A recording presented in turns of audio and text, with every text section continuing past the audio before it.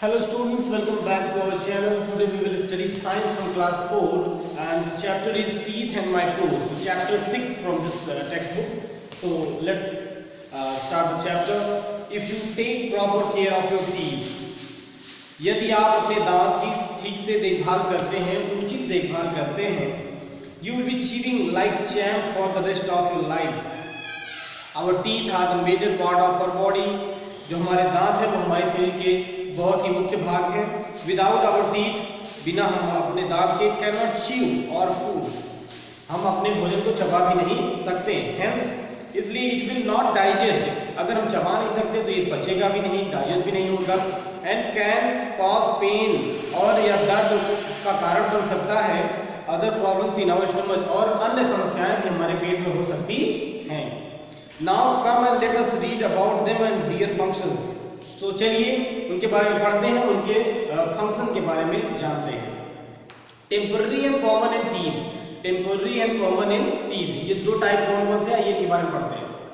Our teeth are found in our mouth. जैसा कि हम सभी जानते हैं कि दांत जो है हमारे मुंह में पाए जाते हैं obviously. Teeth are composed of calcium. Teeth किस किस से बना है, किन किन कंपोनेंट से मिलकर बना है उसके बारे में बताया जा रहा है. कैल्शियम से बना है, फॉस्फोरस से बना है और बहुत सारे मिनरल से बना है. When we were babies, जब हम बच्चे थे, we don't have teeth. हम लोगों में दांत नहीं थे ना, मुंह में दांत नहीं होते थे. Teeth started growing when we were about 6 months old. जब हम 6 महीने हो जाते हैं तब जो दांत होते हैं उगना शुरू हो जाते हैं. Most kids have their first set of teeth by the time they are 3 years old. अधिकतर बच्चों में जो होता है फर्स्ट सेट जो होता है दांत का, वो 3 साल की उम्र में होता है. देयर आर कॉल्ड मिल्क और बेबी टीथ. उसे दूध का दांत या बच्चों का दांत बेबी टीथ बोलते हैं. There are 20 milk teeth in a baby's mouth. किसी एक बच्चे में 20 दूध के दांत होते हैं. When a child is about 5 और 6 इयर्स ओल्ड, जब कोई बच्चा 5 या 6 साल का होता है, milk teeth start falling out. वो जो दूध के दांत होते हैं वो गिरने लगते हैं, टूटने लगते हैं. वन बाय वन, एक के बाद वो एक क्या करते हैं, दूध के दांत गिरने लगते हैं 5 से 6 वर्ष की उम्र में. Slowly the permanent teeth grow, और जल्द ही परमानेंट टीथ जो है वो ग्रो करने लगता है, उग जाता है. And take the place of the milk teeth, और दूध के दांत की जगह पर वो परमानेंट टीथ क्या करते हैं, अपनी जगह ले लेते हैं. बाय द एज ऑफ 12 वर्ष की उम्र में या 13 वर्ष की उम्र में, most children have lost all their baby teeth. 12 से 13 वर्ष की उम्र में तो सारे एक तरफ से जितने भी बच्चे होते हैं वो अपने सारे दांत दूध वाले खो चुके होते हैं. और and have a set of permanent teeth. 12 से 13 वर्ष की उम्र में उनमें परमानेंट टीथ आ जाते हैं. There are 28 permanent teeth in all. 28 permanent teeth होते हैं. Between the age of group 17 and 25, 17 से 25 की उम्र में, 17 वर्ष से 25 वर्ष की बीच की आयु तक 28 परमानेंट टीथ होते हैं. 4 मोर टीथ कॉल्ड विजडम टीथ. जो और अन्य 4 दांत होते हैं उसे विजडम टीथ कहते हैं. Usually grow at the back of the mouth, और ये मुंह के पिछले हिस्से में उगते हैं. The wisdom teeth complete the adult set of 32 teeth. और जब ये विजडम टीथ मिल जाते हैं 25 दांतों में, 28 दांतों में, तब ये जाकर 32 टीथ बनते हैं, और 32 टीथ बनकर एक एडल्ट के मुंह में पाए जाते हैं. एडल्ट मीन्स 18 वर्ष के बाद 32 टीथ पाए जा सकते हैं. टाइप्स ऑफ टीथ, दांत के प्रकार. There are different types of permanent teeth in our mouth. हमारे मुंह में permanent teeth कई सारे होते हैं. Each one has its own function, और सारे जो प्रकार हैं उनके अपने अपने फंक्शन हैं, अपनी अपनी प्रणाली है. Let us read about them. आइए उनके बारे में पढ़ते हैं. Incisors, पहला टाइप है incisors. Incisors are 8 in number. Incisors जो होते हैं 8 होते हैं हमारे दांत में. There are 4 incisors in each jaw, और दोनों जबड़ों में 4 इंसीजर्स होते हैं, 4 नीचे 4 ऊपर. They are use to cut and bite food. ये भोजन को काटने और बाइट करने के काम आता है. Canines, canines are 4 in number. Canines होते हैं 4 ही होते हैं. There are 2 canines in each jaw. 2 canines नीचे होते हैं, 2 कैनिन्स ऊपर होते हैं दोनों जबड़ों में. There is 1 canine beside each incisor. There are use for tearing food. Canines are sharp teeth. ये जो कैनिन्स होते हैं बहुत ही क्या होते हैं, नुकीले होते हैं. Premolars, there are 8 premolars. 8 premolars होते हैं, 4 इन ईच जॉ. 4 एक नीचे वाले जबड़े में और 4 ऊपर वाले जॉ में. There are beside the canines. They are used to crush and chew food. ये भोजन को चबाने के काम आते हैं. अब बात करते हैं मोलर्स के बारे में. Molars are 12 in number, molars जो होते हैं 12 होते हैं। They are 6 in each jaw, 6 ऊपर और 6 नीचे। They are big and flat, there are 2 molars on each side of premolars out of 12। Only 8 molars grow first, the remaining 4 grow later. जो 8 होते हैं पहले ही उग जाते हैं, 4 बाद में उगते हैं, एक साथ ये 12 नहीं उगते हैं। They have to chew and grip food well, ये अच्छी तरीके से दांत जो होते हैं अच्छी तरीके से भोजन को चबाने में काम आते हैं। स्ट्रक्चर ऑफ अ टूथ, दांत की संरचना, दांत की संरचना आइए उसके बारे में पढ़ते हैं। Each tooth in the mouth contains 4 different tissues, जो दांत होते हैं मुंह में पाए जाने वाले वो 4 प्रकार के टिश्यूज उसमें पाए जाते हैं। दैट सर्व डिफरेंट फंक्शन, और उनके फंक्शन भी अलग अलग होते हैं। The teeth are made up of 2 major parts, 2 part से बनते हैं दांत, एक क्राउन पार्ट एक रूट पार्ट, एक क्राउन पार्ट दूसरा root part. The crown of the tooth is what is visible in the mouth, जो आपके दांत दिखता है ये क्राउन पार्ट दिखता है, ये रूट पार्ट नहीं दिखता। रूट पार्ट क्या होता है, अंदर होता है, सो क्राउन पार्ट ही देख पाते हैं। The root of the tooth is portion which normally is not visible in the mouth and inside the gum, जो हमारे मसूड़ों के अंदर दांत का हिस्सा होता है उसे रूट पार्ट कहते हैं। क्या कहते हैं, रूट पार्ट। और जो दांत दिखता है उसे क्राउन पार्ट बोलते हैं। तो 2 पार्ट होते हैं दांत के, क्राउन पार्ट और रूट पार्ट। जो हम देख पाते हैं वो क्राउन पार्ट, जो हम नहीं देख पाते मसूड़ों के अंदर होता है उसे रूट पार्ट बोलते हैं।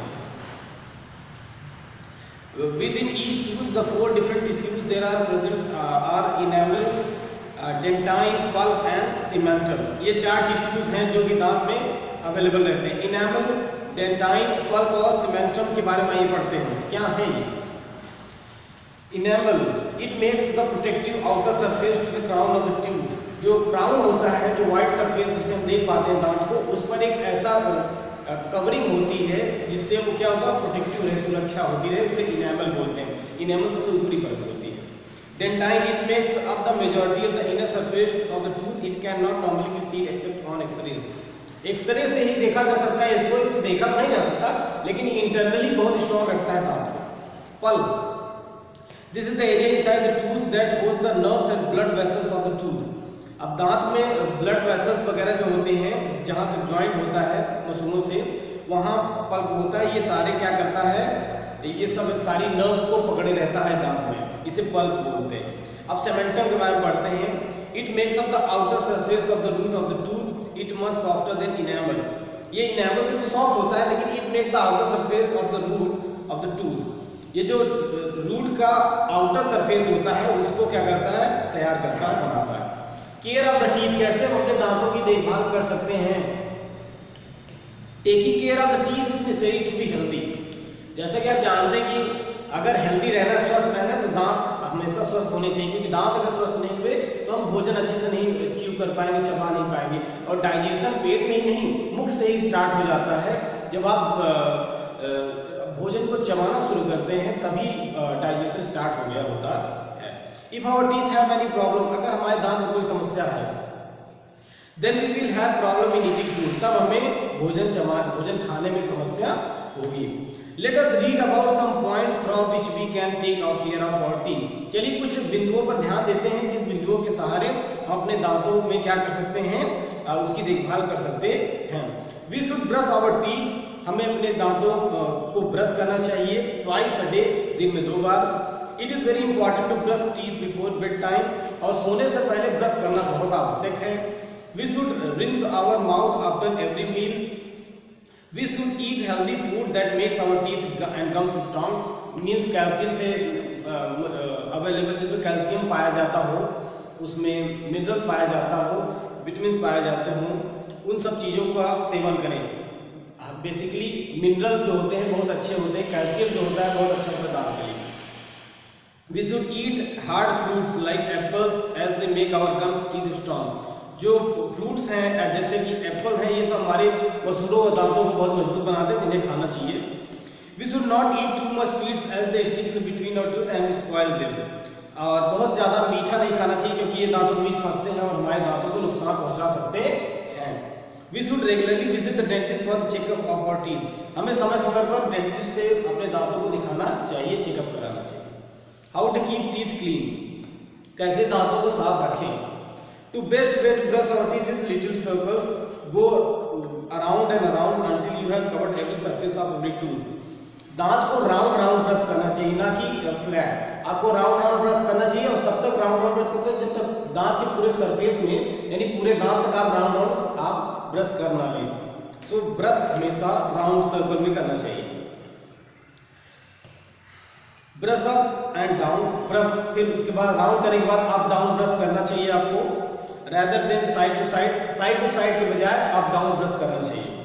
You can also clean between your teeth with dental floss at least once a day. दिन में एक बार कम से कम फ्लॉस जो होता है ना, उसके सहारे आप साफ कर सकते हैं दांतों को, वो बहुत जरूरी होता है।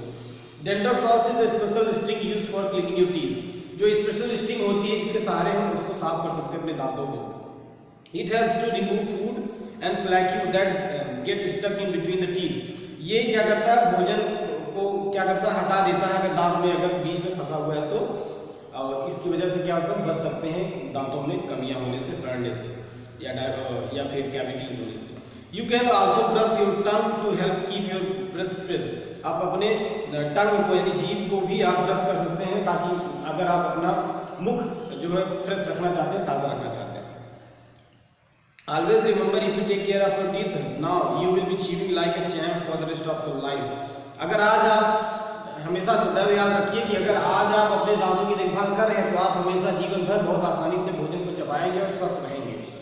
चलिए माइक्रोब्स के बारे में पढ़ते हैं। माइक्रोब्स टीनी ऑर्गेनिज्म, जो छोटे जीव होते हैं, बहुत छोटे जीव होते हैं, उनके बारे में। The germs that enter our body are so small that can be so observed only under a microscope and hence they are also known as microbes. ये कुछ कीड़े होते हैं जो बहुत छोटे होते हैं और हमारी बॉडी में आ जाते हैं, उनको सिर्फ माइक्रोस्कोप से ही देखा जा सकता है और इन्हें माइक्रोब्स कहा जाता है। There are many types of microbes. देखिए माइक्रोब्स के कुछ टाइप दिए गए हैं, प्रोटोजोआ, फंगी, वायरसेस, बैक्टीरिया। ये सब क्या है, छोटे कीड़े हैं जिसे बोलते हैं माइक्रो ऑर्गेनिज्म या फिर माइक्रोब्स बोलते हैं। बैक्टीरिया के बारे में पढ़ते हैं। These are plants that are actually made up of single cell. Bacteria एक प्लांट है जो कि सिंगल सेल से बना है, सिंगल सेल्यूलर है। ये क्या है, सिंगल सेल्यूलर, मतलब सिंगल सेल से ही बना हुआ है। दैट और आपको बता दें, हम लोग पता नहीं कितने सेल से बने हैं, लाखों करोड़, उनमें से क्या होता है, single cell. They cause disease like typhoid. देखिए बैक्टीरिया से क्या क्या रोग हो सकते हैं, typhoid, cholera, anaemia. Some of this help making curd from milk, some medicine. हालांकि इनसे दही भी बनती है और कुछ दवाएं भी बनती हैं, लेकिन टाइफाइड जैसी भयानक बीमारियां भी इससे होती हैं। किससे, बैक्टीरिया से। Viruses, these are the smallest of all microbes like chickenpox. Virus से चिकन पॉक्स हो सकता है, smallpox, influenza, common cold और पोलियो तक भी हो सकता है। थोड़ा सा और इस वीडियो में बचा हुआ है, उसको पढ़कर हम लोग इस वीडियो को एंड करेंगे। फंगी के बारे में पढ़ते हैं। These are non green plant that grow on dead matter. They cause skin diseases like ringworm. They are also responsible for food poisoning resulting from eating stale food. Fungi जो होता है ये नॉन ग्रीन प्लांट्स में grow करते हैं dead matter पर। They cause skin diseases like ringworm. जैसे ringworm जैसे चीजें, रिंगवॉर्म दांत के नाम से जानते होंगे आप, उस ये जैसी स्किन प्रॉब्लम को भी जन्म देता है कौन, फंगी। फंगी जो होता है आपकी स्किन को भी नुकसान पहुंचा सकता है। प्रोटोजोआ के बारे में पढ़ते हैं। These are single-celled animals. These are single-celled animals that grow in dirty, wet places. ये dirty, wet places पे पनपते हैं। Dirty means गंदा, wet means गीले, गंदे और गीले स्थानों पर ये पनपते हैं। They cause diseases like malaria, dysentery, etc. Useful microbes. All microbes are not harmful to us. सारे microbes तो हमारे लिए नुकसानदायक नहीं होते। In fact, some microbes are useful to us. हालांकि कुछ microbes क्या है, हमारे लिए उपयोगी भी हैं। They help to produce things that we use. जो यूजफुल माइक्रोब्स हैं वो हमारे लिए कुछ उपयोगी चीज़ें भी बनाते हैं या उसके सहारे बन जाता है। जैसे some bacteria have to prepare curd. कुछ बैक्टीरिया दही बनाने में मदद करते हैं। वाइन एंड विनेगर, वाइन और विनेगर बनाने में मदद करते हैं बैक्टीरिया की मदद से। Dead plants and animals are broken down to simple form by bacteria and help to keep the environment clean. जो डेड प्लांट्स होते हैं और एनिमल्स होते हैं वो ब्रोकन डाउन मतलब खत्म हो जाते हैं किसके सहारे से, बैक्टीरिया की मदद से, और हमारा एनवायरनमेंट क्लीन हो जाता है, वातावरण हमारा साफ हो जाता है। Medicine like penicillin are made for them, penicillin जो होती है दवा वो भी माइक्रोब्स के सहारे बनती है। Some fungi like yeast are used to prepare bread, idlis, cakes etcetera. Fungi के सहारे ये ब्रेड वगैरह भी, इडलीस और केक बनते हैं। इडली, ब्रेड और केक इन्हीं के सहारे बनते हैं। Mushroom which are eaten as a decay are also a type of fungus. Mushroom जो खाया जाता है ना भोजन के रूप में, वो भी एक फंगस का ही प्रकार है। सो यही हमारा चैप्टर कंप्लीट होता है students. Please like the video, subscribe the channel and hit the bell icon. Thank you.